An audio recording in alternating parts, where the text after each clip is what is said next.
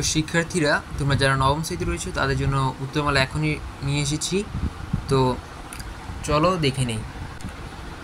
তোমাদের প্রশ্নটি হচ্ছে পারিবারিক আর্থিক পরিস্থিতি বিশ্লেষণ। প্রথমে পারিবারিক আয়ের সর্বোত্তম ব্যবহার বিবেচনা করে একটি পারিবারিক বাজেট তৈরি করতে হবে। এরপর পরিবারের আর্থিক অপচয় রোধে কী পদক্ষেপ গ্রহণ করা যেতে পারে তা উল্লেখ করতে হবে। এরপর সময়, সুযোগ ও নিজের সক্ষমতা অনুযায়ী অর্থ সংশ্লিষ্ট যেসব কাজের দায়িত্ব গ্রহণ করেছ সেগুলোর তালিকা তৈরি করতে হবে। তো আমার নমুনা উত্তরটি হচ্ছে উদ্ভাবনীমূলক ব্যবসায়িক বিনিয়োগে পরিকল্পনা তৈরি করার জন্য নিজের ধাপগুলো অনুসরণ করতে হবে। এটি হচ্ছে ধাপ কয়ের উত্তর।